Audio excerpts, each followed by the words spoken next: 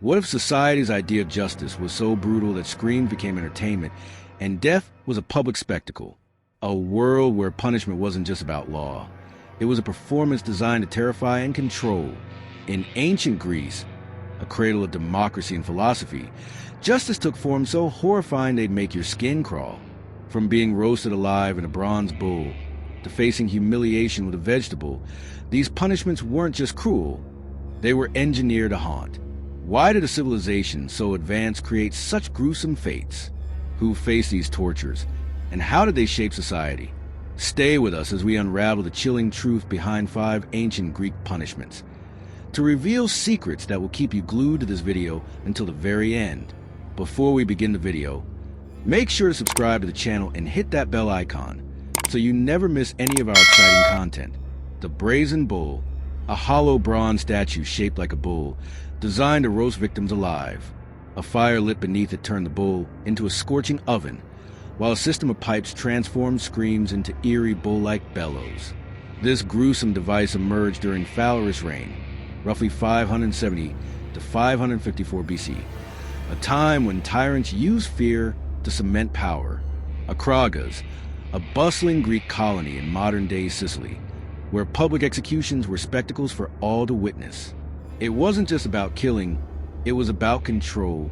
The bull sent a message: defy the tyrant, and you'd face a fate worse than death. It was psychological warfare, ensuring obedience through terror.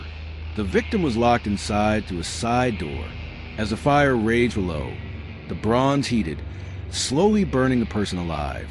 The acoustic pipes amplified their agony, turning it into a chilling performance. But here's the twist. Did Paralaus, the creator, foresee his own fate? Legend says Phalaris tested the bull on him first, locking him inside before dragging him out half-dead to hurl him off a cliff. Can you imagine the betrayal? Stick around and see how this poetic justice sets the stage for even stranger punishments. If you think roasting someone alive is shocking, wait until you hear about a punishment that used a vegetable. Yes, a vegetable. What could be so humiliating that it ruined lives forever? Let's find out. Raphanidosis, the vegetable of shame. This punishment targeted moral offenders in ancient Athens. Think adulterers or those who broke sacred social norms. The victims were often men, shamed before the entire city. Raphanidosis involved forcibly inserting a large radish. Yes, a radish, into the offender's rectum. It was painful, degrading, and meant to destroy their social standing. References to this practice pop up in the 5th century BCE, notably in Aristophanes' comedic play The Clouds for 123 BCE, suggesting it was familiar to Athenian audiences. Athens, the heart of Greek democracy, where public spaces like the agora doubled as stages for justice and humiliation. In a society obsessed with honor and self-restraint, this punishment was worse than death. It stripped away dignity, ensuring the offender was mocked and ostracized for life. It was justice as a social execution. The act was often performed publicly, with the offender restrained as the radish was inserted. The physical pain was bad enough, but the real punishment was the laughter and scorn of the crowd. Can you imagine the shame? Aristophanes' casual mention hints this wasn't just a joke. It was real enough to strike fear. What kind of society turns a vegetable into a weapon? Keep watching to discover a punishment that's even more philosophical and deadly. From vegetables to poison, what if a democracy killed its wisest thinker with a cup of calm death? Who could face such a fate and why? Let's dive into a story that changed history. Hemlock poisoning, the death of Socrates. Socrates, the legendary philosopher, faced this fate in 399 BCE. Loved by some, hated by others, he was accused of corrupting Athens' youth and disrespecting the gods. Hemlock poisoning was Athens' humane execution method. Victims drank a toxic brew from the Conium maculatum plant, leading to slow paralysis and death. This method was standard in classical Athens, particularly in the 5th and 4th centuries BCE, during the height of its democratic experiment. In a quiet Athenian prison, far from the public eye, unlike other spectacles, Socrates drank his poison surrounded by his followers, not a jeering crowd. Athens claimed it was protecting its values, but many believed Socrates was a scapegoat for political unrest. Hemlock was chosen for its calm, controlled nature, a reflection of democracy's orderly justice. Even in cruelty, the poison worked insidiously. Starting at the feet, it paralyzed the body while the mind stayed alert. Socrates, as Plato describes in Phaedo, drank the cup willingly, discussing the afterlife until his final breath. His last words? A cryptic request to pay a debt to Asclepius, the god of healing.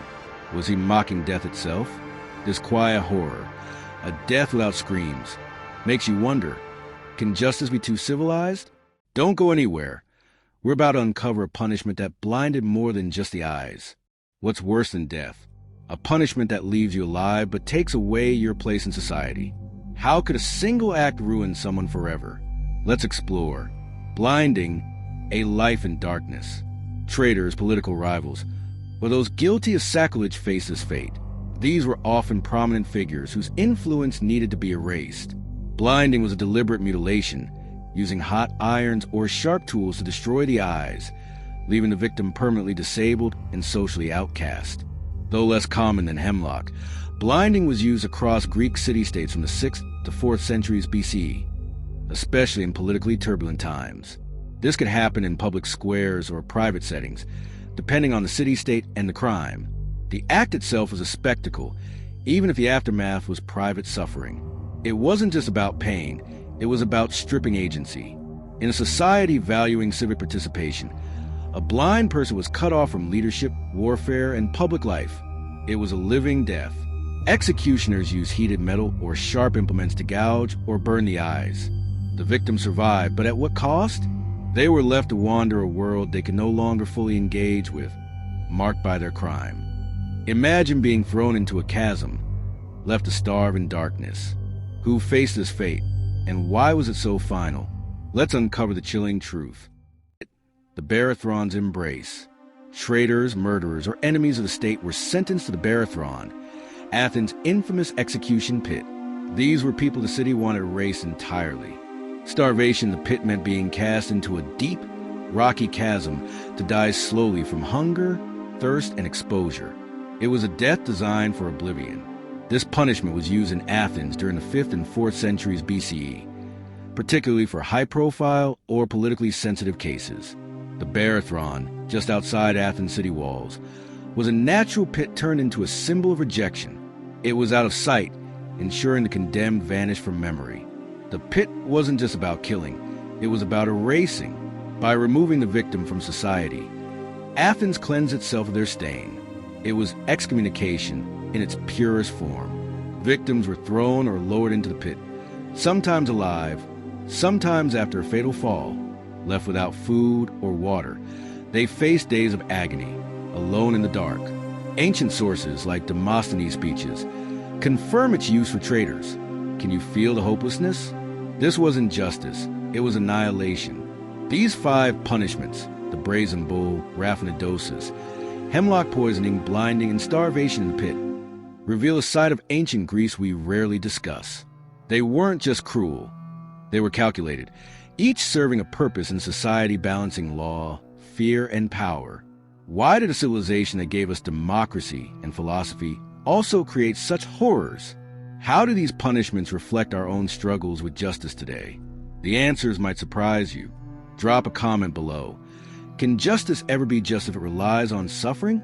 And if you're as fascinated by history's dark corners as we are, hit that like button and subscribe for more stories that make you think.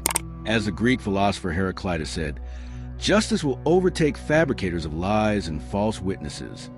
What do you think justice means today?